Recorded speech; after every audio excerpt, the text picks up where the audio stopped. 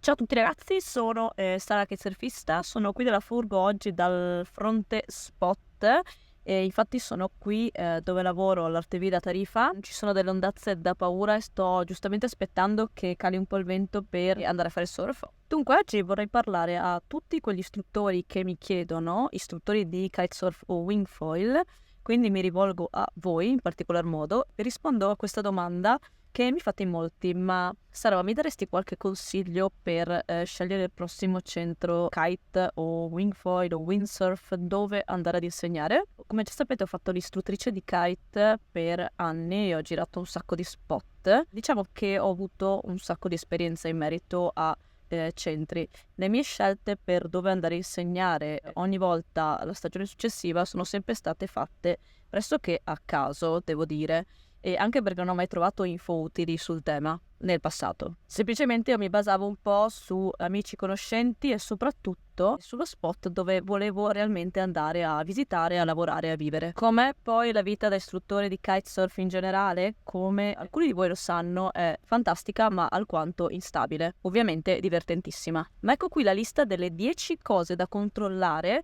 prima di decidere e accettare il contratto che vi faranno nel prossimo centro kitesurf, wingfoil o windsurf dove decidete di andare a lavorare per la prossima season, per la prossima stagione. Così anche chi ci sta vagamente pensando si può fare un po' dell'idea degli vari sbattimenti che potrebbero succedere. Quando entrai io nel mondo kitesurf nel lontano 2007-2008, di ragazze ce n'erano pochissime e di istruttrici donne ancora meno. Non trovai mai questo genere di informazioni. Poi con l'aumento degli amanti di questo sport, con la ICO, con la creazione di nuovi istruttori e con l'interesse di svariate persone ad imparare questo sport, sono certo aumentati i centri ICO e gli istruttori certificati. Ma com'è essere istruttore di kite in giro per il mondo? Cosa c'è realmente da sapere prima di spostarsi a lavorare in un nuovo posto? In 10 anni o più posso dire di aver girato dai 20 ai 30 centri kite, quindi queste cose devo dire che le conosco bene. Ma andiamo dunque, ecco la lista. Numero 1, soldi o compenso, che è una cosa ovviamente stra importante. Non a caso la metto al primo posto. C'è da capire come vi verrà pagato, in euro, in dollari, in valuta locale. Non sottovalutare nemmeno come vi verrà pagato.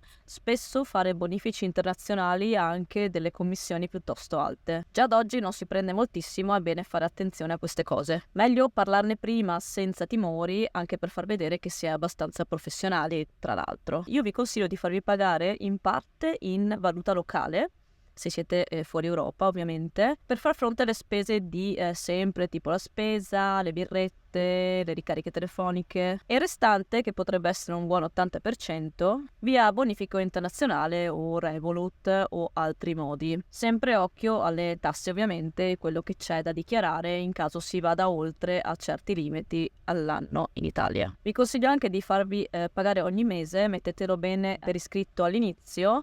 Non fatevi pagare a fine stagione perché non si sa mai, ho visto gente scappare coi soldi, ho visto svariate cose anche parlando con altri amici istruttori, quindi vi consiglio di non farlo. Non fidatevi mai troppo. Fatevi mettere anche per iscritto, mi raccomando all'inizio, se ci sono anche bonus oltre alle commissioni delle lezioni date. Mettete tutto per iscritto perché è molto importante, tipo vendita di materiale, clienti propri, eccetera eccetera. Questo è molto importante se siete professionisti e volete lavorare come tali. Numero 2. La casa barra stanza. Dove andrete ad alloggiare nello nuovo spot? È inclusa? Non è inclusa? Esiste? Valutare se conviene farcela includere o no. In tanti posti è inevitabile, spesso le case vengono incluse, ci sono le case istruttori proprio perché magari è complicato cercarle. In altri posti in Europa per lo più si dà anche la possibilità alla persona di cercarsi la propria stanza o il proprio appartamento in zona. Io vi consiglio di fare una micro ricerca prima in base allo spot per capire un po'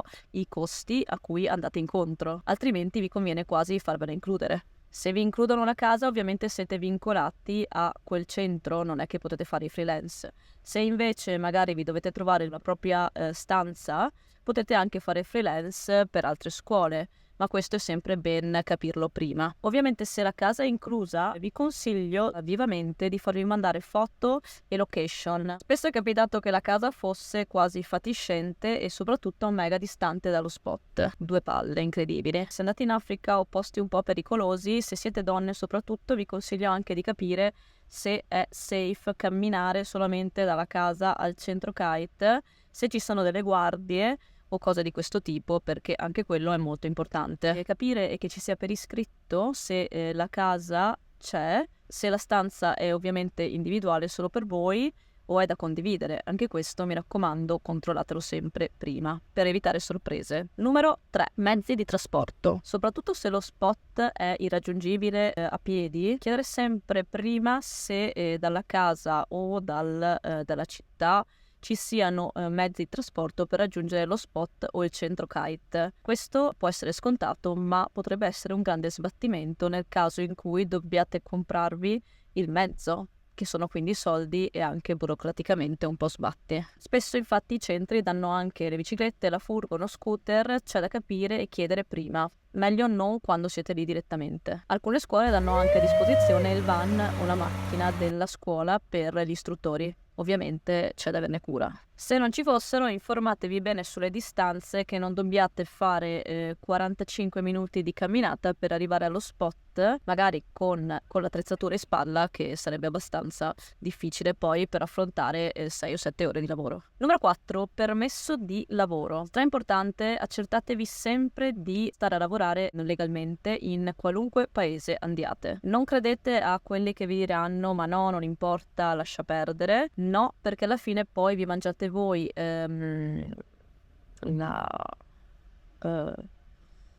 rischiate voi alla fine se basicamente avete dei controlli e non c'è alcun contratto, non c'è alcun permesso di lavoro. Certi paesi sono molto molto rigidi sul tema. Non prendetevi rischi per voi stessi e soprattutto per il centro, chi fa poi i soldi soprattutto. Siate certi e visualizzate bene il permesso di lavoro ancora prima di fare la prima lezione. I centri seri vi diranno subito dall'inizio, vi chiederanno i dati del passaporto per farvi già il permesso di lavoro prima del vostro arrivo e ve lo pagheranno pure, in cambio della vostra conferma e ovviamente disponibilità a stare per tutta la stagione. Diffidate di chi non ve lo vuole fare o ci gira intorno perché non stiamo insegnando il ping pong. Kitesurf è uno sport comunque un po' rischioso, come ho già detto 1000 volte, quindi facciamo le cose fatte bene e in regola. Come istruttori certificati ICO, comunque, mi raccomando, attivate anche l'assicurazione ICO just in case. Numero 5. Grande domanda da fare. Quanti istruttori ci sono nella scuola? Sì, questo numero può fare parecchio la differenza su quello che andate a incassare a fine stagione. Capire e chiedere le ore in media insegnate da ogni istruttore la stagione precedente. Questa cosa la si può chiedere tranquillamente. È normale volerlo sapere per calcolarsi i costi e benefici.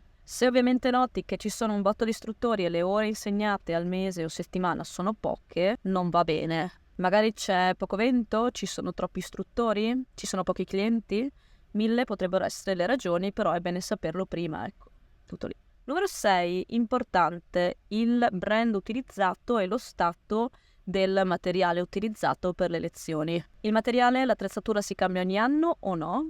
Ci sono barre con linee corte? Chi trimma le barre? Chi ripara le cose? Cosa succede se si rompe qualcosa durante la lezione? Di chi è la responsabilità? Tutte domande molto lecite per capire se il boss ci tiene o no all'immagine e alla qualità delle lezioni in sé. Numero 7. Altre responsabilità. L'istruttore che viene assunto ha altre responsabilità oltre a dare lezione?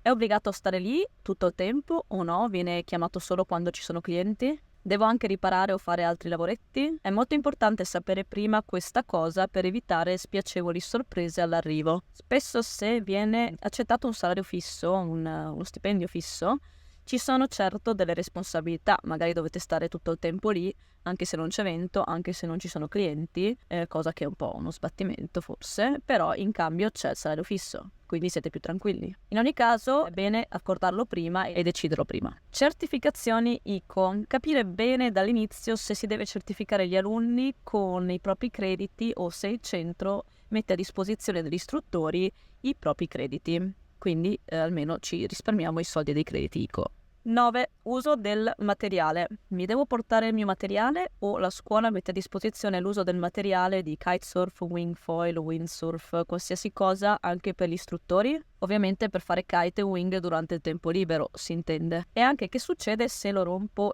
o lo danneggio? Se invece me ne voglio andare col mio materiale, chiedere anche se c'è possibilità di storage, quindi di tenerlo al centro, perché spesso non c'è perché i centri sono troppo piccoli. Capirlo prima, ecco. Numero 10, ultimo ma assolutamente non per importanza, capire se c'è un piano emergenza nel centro. Cosa succede se qualcuno si fa male? Ci sono ospedali, ci sono pronti soccorsi in giro.